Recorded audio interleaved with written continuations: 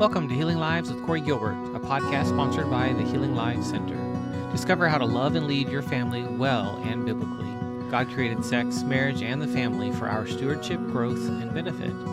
My heart and passion is to teach, train, educate, and disciple Christians that want strong marriages and families.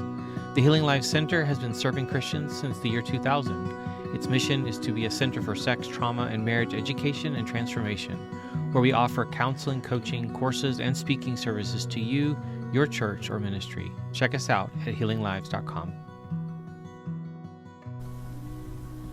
Welcome back. This is Dr. Corey Gilbert, and I am reviewing this book, or actually not reviewing, going through in detail, Lost in Transnation, a psychiatrist's guide out of the madness. The previous episode we looked at the foreword and the introduction, and today we're going to dive into chapter 1. Why is this important? Parents, you need to read this book. Anyone, counselors, this is so critical that we actually become a part of the solution, not a part of the madness. And so chapter 1, we're going to understand now the history. How did we get here? And just the next two chapters really kind of dive into that. So chapter 1 is John Money's Dangerous Idea. I'm going to read directly from the book, and I'm doing this. Why? Because a lot of us don't have time to read the book.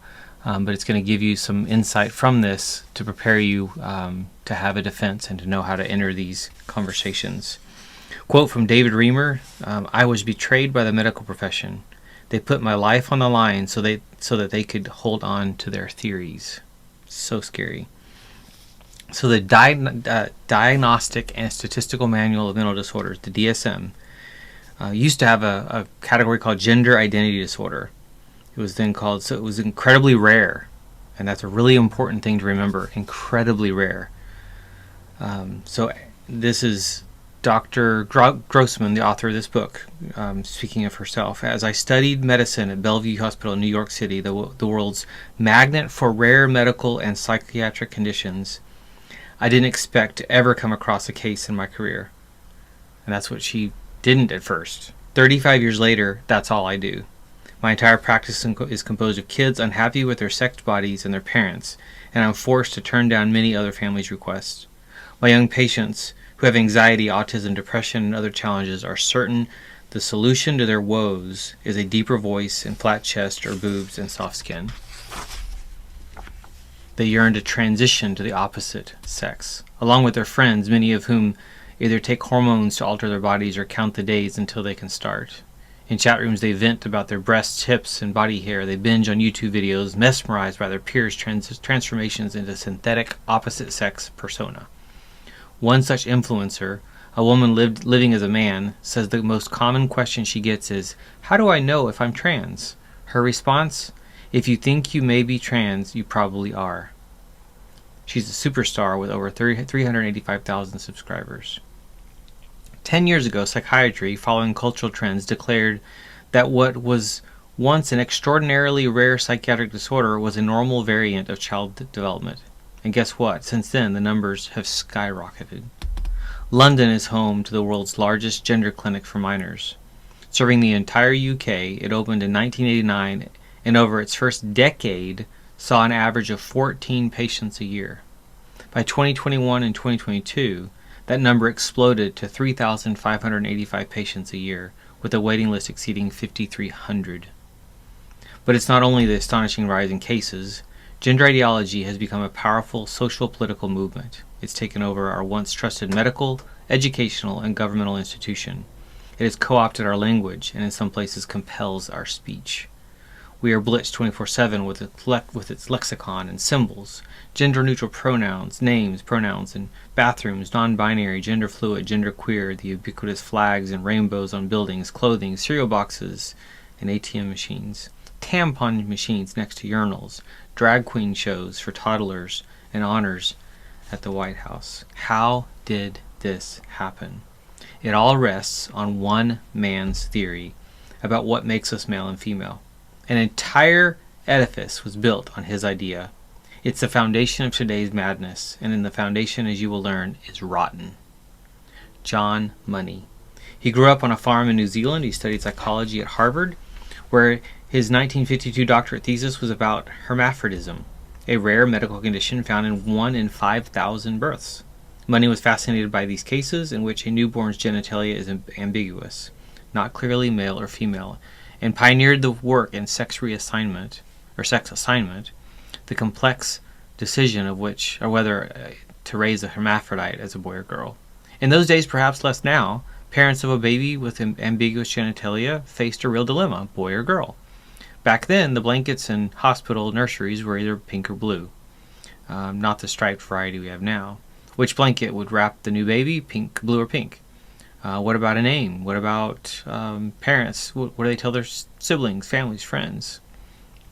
In such instances, or in other cases in which it becomes clear later that there's a disorder, it's accurate to say sex is or was assigned instead of the recognition of male or female that occurs in 99.98% of infants. The circumstances required a decision.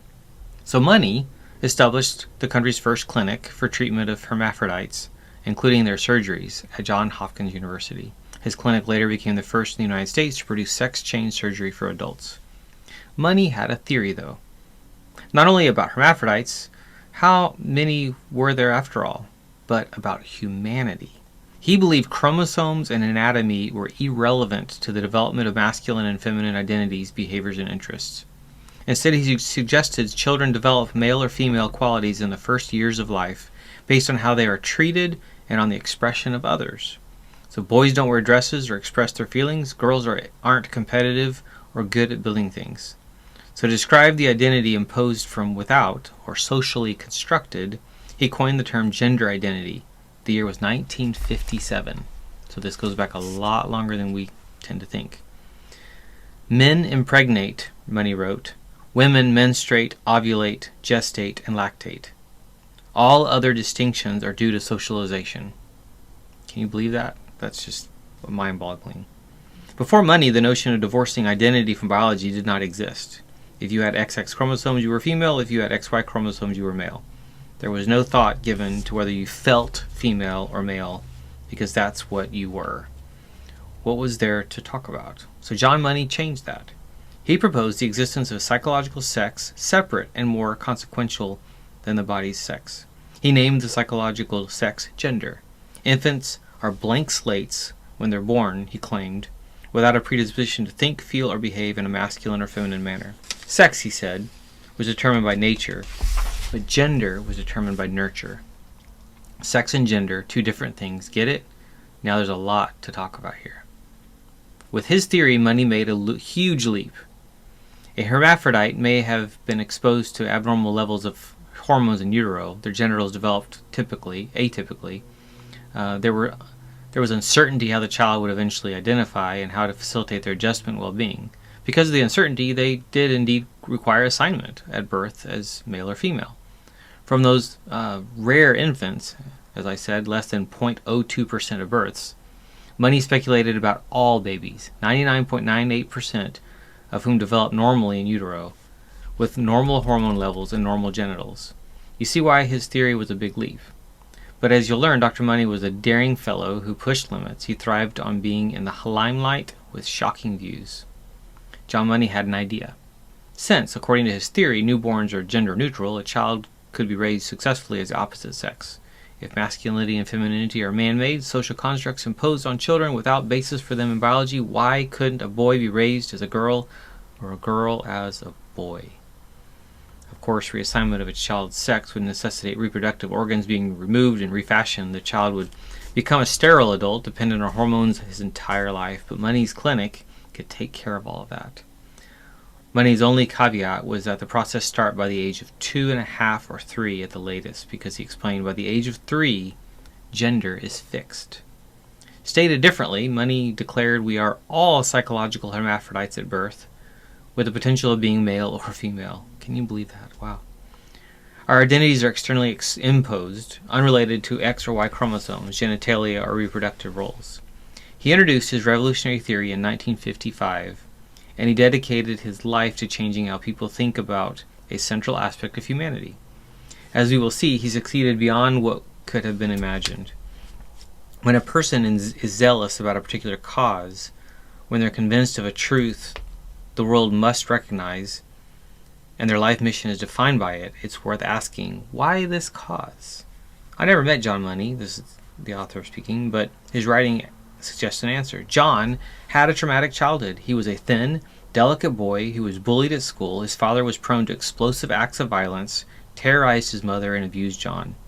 In later life, Money described his father as a brutal man who shot the birds in his fruit garden and whipped 4-year-old John over a broken window. It was that incident, Money wrote, that helped establish his lifelong rejection of the brutality of manhood. John was 8 when his father died, after which he was raised by his mother and unmarried aunts in a strictly religious home.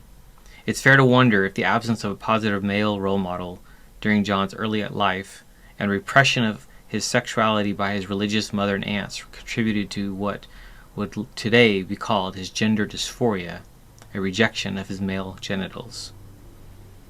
A quote, "I suffered from the guilt of being male," he wrote. "I wore the mark of man's vile sexuality.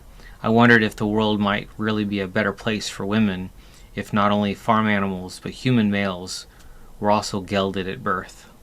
Wow, powerful. That's troubling, isn't it? Coming from a doctor to whom parents turned for advice about having their sons castrated. Again, I never met John Money, but it's fair to suggest his vision of gender divorced from sex served a purpose in the subconscious management of his own childhood trauma. In his child's psyche, not only his father, but all men were cruel. He didn't understand cruelty isn't part of manhood. It's a character trait. Women can be cruel too. I venture that as a child, John wished to be more like his mother than his father. But there he was, defined by his anatomy, a member of a group like little John considered monsters. He didn't realize he could accept his genitals and be a man, just not the type of man his father was. So his theory provided a solution in his inner conflict. Anatomy doesn't count. Dismiss biology and be free of the terrible burden of being male. Even though he had the same vile genitals as his father, it didn't mean he was an out-of-control Neanderthal and went after vulnerable women, children, and birds. Money wished to flee nature to escape how he was made. I propose that was a source of his biophobia, an irrational fear and hatred of biology. His invention of a psychological sex untethered to chromosomes and genitals is consistent with his deep-seated biophobia. It defined his life's work and the subsequent development of gender ideology. In its absence, today's transgender epidemic wouldn't exist. So to further understanding Money, it's important to know he was a member of a group of sex researchers and academics, several of whom were disciples of Alfred Kinsey. Kinsey, one of history's most deviant and public personalities, campaigned against traditional sexual morality. The consortium that included Money argued that all forms of consensual sexuality are good, or at least neutral. Problems arise not from sex, but from guilt, fear, and repression. So this is a obviously disturbing gentleman who's influencing where we are today. Oh, goodness. Unusual sexual behaviors, what are those? What could that mean? Which activities did Money believe we shouldn't judge? Forgive me, you might wish you could unread what's ahead. I regret the necessity of quoting the vulgar material that follows and describing offensive subjects, but I know of no other way to support my claims. This is from the author. One of the innovations of SICUS, the Sexual Information Education Council of the United States, brought to sex ed was called Sexual Attitude Reassessment, the SAR, S-A-R. To help patients with intimacy problems, they argued doctors and therapists must be knowledgeable of and comfortable hearing about anything and everything. The assumption upon which SAR is built include, I quote, "We have a right and obligation to know objectively the range of human sexual behavior. Each person has a right to his or her own beliefs and convictions." But professionals are uncomfortable discussing sexual issues. Said the sex ed crusaders, the professional must examine the change their attitudes. How? In the 1940s, Kinsey suggested that sexually explicit material, pornography, be used for educational purposes. He in fact turned the attic of his home at Indiana University into a studio where he filmed colleagues and their wives. In the 1970s, John Money devised lectures for medical students including slides of unusual sexual behaviors. There's that word again, unusual. Here's what it means. Money from Money. Money introduced the films to the Johns Hopkins Medical School curriculum in 1971. The show featured explicit photographs of people engaged in bestiality, urine drinking, feces eating, and various amputation fetishes. Money had also screened a stag film of 5 women and 3 men having group sex. Money was a depraved human being and advertised it to the world. Now we understand his campaign against the perversions category in psychiatry's Bible, the DSM. In fact, the term was dropped in the DSM-3, and paraphilias was adopted. Money's immorality extended to children. He claimed that from an early age, children must be exposed to explicit material images in order to understand the difference between male and female sex organs. He publicly endorsed pedophilia and incest, calling the former a love affair between an age-discrepant couple. About incest, he wrote, "A childhood sexual experience, such as being the partner of a relative, need not necessarily affect the child adversely." You get the picture? Like Kinsey, Money was a degenerate, disturbed man. Like Kinsey, he crusaded to rid society of repressive Judeo-Christian taboos, stir up controversy, break down restrictions and taboos, create a new world where anything goes, and be in the limelight, confident and self-satisfied during the process. Money aggressively promoted his gender theory, but it remains speculation.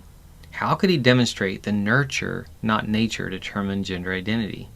How could he prove beyond doubt that chromosomes and genitals don't matter? He couldn't until a family with a unique dilemma showed up in his office. 1965, a young couple from Winnipeg, Canada by the names of Janet and John Raymer gave birth to 2 identical twin boys, whom they named Bruce and Brian. At birth, the boys were fine, but after a few months, a doctor recommended circumcisions due to an issue with the twins' foreskins. During Bruce's procedure at 8 months of age, an electrocauterate needle was used instead of a scalpel, and his entire penis was burned beyond repair. The Reamers were desperate for months, until one day they heard a famous professor on TV confidently explaining that gender was more important than anatomy, and therefore a boy could be successfully raised as a girl. Finally, there might be an answer for poor Bruce. They traveled to Johns Hopkins to see John Money when the twins were 22 months old. The Reamers may have thought Dr. Money was the answer to their prayers, but the opposite was true. Bruce and Brian were the answer to his. They were the perfect test case for his theory. Brian was Bruce's quintessential matched control, a genetic clone raised in the same home. If Bruce could be successfully raised as a girl, Money could prove his theory to the world. Money was known for his intellectual speaking skills and confidence. He was one of the most highly respected sex researchers in the world at one of the world's premier medical centers. He was the authority on ambiguous genitalia, and he knew how to promote himself. He also did not tolerate disagreement.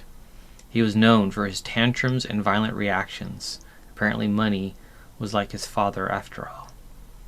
When the Reamers first met Dr. Money at the psychohormonal research unit he directed, Ron was 20 and had finished 7th grade. Janet was 21 and had completed 9th grade. Janet said decades later, "I looked up to him like a god. I accepted whatever he said." The doctor told them if they followed his instructions, Bruce would identify as a girl and grow up to be a happy, well-adjusted woman. The outcome of their consultation was hardly surprising. Bruce was castrated and surgeons constructed female-appearing external genitalia. He was renamed Brenda and clothed in pink dresses. When Brenda was older, Money explained she would need an operation to construct a vagina and hormones to go through female puberty. Dr. Money emphasized that for the success of the sex change, Ron and Janet eradicate any doubts they may have about the treatment, as they could weaken Brenda's identification as a girl. He also warned they were not under any circumstance to tell Brenda she'd been born a boy.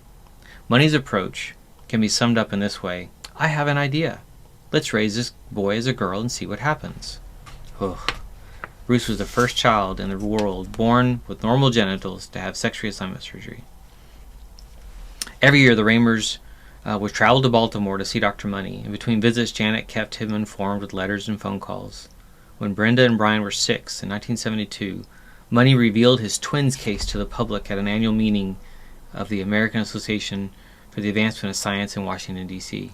He told the capacity crowd over 1,000, that a normal male infant had been raised as a girl, and the experiment was a resounding success.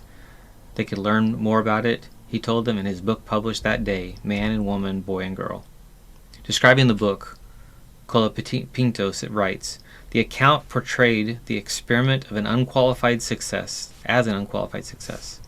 In comparison with her twin brother, Brenda provided what Money variously described as an extraordinary and remarkable contrast. Brian's interest in cars and gas pumps and tools was compared with Brenda's avid interest in dolls, a dollhouse, and doll carriage. Brenda's interest in kitchen work was placed alongside Brian's disdain for it. All in all, the twins embodied an almost miraculous division of taste, temperament, and behavior along gender lines, and seemed the ultimate test that boys and girls are made, not born. Money's announcement was groundbreaking, and he made certain it got exposure in both professional and lay publications. The twin story became a landmark case and brought John Money fame and funding for the rest of his life. There were a few dissenters. One was Milton Diamond, a professor of anatomy and reproductive biology at the University of Hawaii. Diamond's position was that male and female identities are hardwired in the brain during the initial months of pregnancy. In the 60s, he published challenges to Money's theory of psychosexual neutrality and voiced concerns over sex reassignment surgery in babies. When Money reported the twin experiment a success, Diamond insisted his conclusion was premature, as the twins were only 6. Diamond remained one of the few longtime vocal critics of Money, but Money fought hard against opponents and intimidated editors from giving a voice to Diamond. That sounds familiar today. There's evidence Money was a tyrant at Hopkins, too. Even when an alternative, less invasive treatment was developed for infant boys with underdeveloped genitals, Money refused to present it to parents as a possibility. In his opinion, sex reassignment surgery was the sole option. Also sounds familiar. Quentin Van Meter, a pediatric endocrinologist who was trained at Johns Hopkins in the early 80s, recounts an infant who was born with a micropenis. He had normal XY chromosomes, so the endocrinologist suspected the issue was his pituitary gland, in which case he might develop a normal genitalia in response to hormones. He was placed on a 6-week scientific protocol requiring an initial week of hormone therapy in the hospital, followed by 5 weeks of hormone injections at home, then returned to Hopkins to evaluate the response. Dr. Van Meter, from a YouTube transcript, said the baby goes home and comes back 6 weeks later. I went out to call the baby and the family back into the clinic office, and there was the mom. But sitting on her lap was a child depressed in a pink frilly outfit with a white bonnet on his head. I said, I thought you were bringing your baby boy this time. He said, oh, Dr. Money met with us before we left the hospital. Now we did not invite Dr. Money in to see this patient because we did not need his consultation. But he found out the child was there, grabbed the mother, sat her down, and said to the mother, these endocrine doctors don't know what they're doing. This protocol will not work. It has never worked. You need to go home, tell your family that you have a baby girl, change the name, dress the child as a female. You can come back and we'll prove to those silly endocrinology doctors that they don't know what they're doing. But upon examining the baby, Dr. Van Meter recalls his penis was normal. His mother had heeded Dr. Money's instruction and dressed him as a girl's clothing, but the boy also received hormone injections by the endocrinologist, and his penis had responded as they hoped. Everything that we had planned and hoped for and used our scientific experience and logic and previously established protocols worked perfectly. This was a boy who was going to be perfectly fine and raised as a boy, and the baby went home and was raised as a boy. And so it went. Money remained in the limelight for decades, and his theory was taught as dogma. In 1974, Money published Sexual Signatures written for the general public, and again reported the twins experiment as a total success. In 1978, the twin case was still the single most compelling evidence proving nature was more important than biology in determining gender identity. That year, Edwin Galdwin, a documentary filmmaker with the BBC, was investigating gender identity. Galdwin visited Johns Hopkins and heard the twin case may not have been exactly how Money portrayed it. Colapinto quotes Galdwin, I was getting vibes from people in Baltimore being quite embarrassed by Money and the prominence of this case in the literature. I could tell that these people were getting increasingly worried. Galdwin located the child guidance clinic treating Brenda in Winnipeg. Keith Sigmundson, the psychiatrist who supervised Brenda's case, agreed to be interviewed by Goldwyn, only under conditions that guaranteed the Ramers and their clinicians an anonymity, and the program wouldn't be sold in Canada or the U.S. When Goldwyn asked about the prognosis of Brenda's sex reassignment, Sigmundson paused. Describing his hesitation years later to Colapinto, he said, "After all, it was still Hopkins, and money was the guru." Following his silence, Sigmundson replied, "I don't think all the evidence is in. At the present time, however, she does display certain features which would make me be very suspicious that she will ever make an adjustment as a woman." Fast forward 19 years to 1977. Brenda, age 32, went public, but she was then David, a janitor in a slaughterhouse, married to a woman and father to 3 adopted children. The whole thing was a hoax. The experiment had been a complete failure. Far from accepting his gender reassignment, David had fought against it tooth and nail from the beginning. He had refused to play with dolls, ripped his dresses off, and preferred wrestling to cooking. He even urinated standing up when possible. Brenda had been teased relentlessly for his boyish way she moved, spoke, and gestured. Kids called her Cave Woman.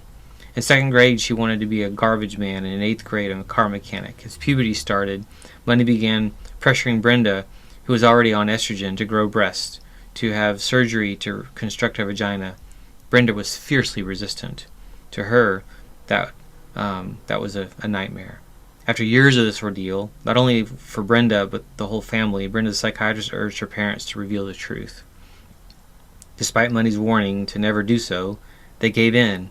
It was 1980 and the twins were 14 when Brenda was told she'd been born a boy. Speaking about that moment years later, David said, "I was relieved. Suddenly it all made sense, why I felt the way I did. I wasn't some sort of weirdo. I wasn't crazy." Brenda returned to living as a boy at once. He chose the name David because he felt that his whole life he'd been courageously fighting Goliath. His mother reported the development to Dr. Money, but Money always insisted, at least publicly, that the case was lost to follow up and continued to advocate for sex reassignment surgeries for infant boys. When David learned of his fame in the medical literature and of Money's false report success, he was shocked. David was especially concerned that because of Money's claims about him, the medical protocol for other boys was to get the same treatment, sex reassignment.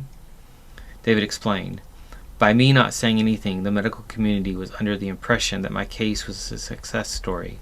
I was shocked when I heard that people thought that my case was a sex story." In 1997, Diamond and Sigmundson published a bombshell paper. The landmark case of the boy who'd become a normal, happy girl was in fact bogus. The present findings, Diamond and Sigmundson wrote, show the individual did not accept the sex of rearing. So controversial were the findings that it took the authors 2 years to find a journal willing to publish them. How did Money respond? He didn't. The esteemed professor simply stopped mentioning and writing about the case. So then what happened to these young kiddos? There are many lessons to be learned from the Ramers family's tragedy. First, it illustrates the arrogance of a scientist in a powerful position and how he exploited and ultimately destroyed a family with the aim of furthering his ideology and gaining fame and fortune. Second, we see the readiness of the medical profession and of academics to adopt ideas because they support the social movements of the day. So heartbreaking. The lesson was relevant to this discussion is that Money's biophobic theory was wrong. David was not born gender neutral with an equal potential of identifying as male or female. Despite of years of sincere effort by his parents, relatives, and school staff to enforce his identity as a girl, David preferred stereotypical boy play and behavior. Apparently, the presence of a Y chromosome instead of 2 X's had a huge, lasting impact. At a 1987 NIH meeting, John Money was honored as a scientist funded for 25 consecutive years. Infant sexual reassignment surgery was one of the most important clinical contributions to medical science. Wow. Following Money's death in 2007, Anke Ehrhardt, a psychologist who was his colleague and co-author, wrote, "He made extraordinary contributions. Scholars are indebted to him for his brilliance, his scientific contributions, and his passionate commitment to research and clinical care." No surprise, the Kinsey Institute called Money an extraordinary pioneer, a visionary researcher. They established the John Money Collection, of his personal and professional papers. We are most honored to have been the fortunate recipient of his support and his exceptional collaboration. Most honored? No. John Money was an emotionally disturbed, deviant child abuser who, seeking the recognition and fame he craved, exploited a simple working-class family who'd suffered a terrible tragedy. He was a public supporter of pedophilia and incest, yet to this day he's celebrated by at least some academics, physicians, and mental health professionals. Next time you're getting advice from someone with lots of diplomas, it's something to keep in mind. That's chapter 1. Thank you for tuning in to the Healing Lives with Corey Gilbert podcast. It has been an honor to serve. If you are struggling, have questions, or in need, Dr. Gilbert offers a free consultation for new clients. Check us out at healinglives.com to book a call. If this has been helpful to you, please share it, leave a review, and help us get the word out so that we can see lives changed, marriages transformed, and more people come into a life-changing relationship with Jesus Christ. The Healing Lives Center offers online courses, programs, books, intensives, and other services to help you live biblically and well. Discover more resources on YouTube and in Dr. Gilbert's Healing Marriage Facebook group, The Healing Marriage.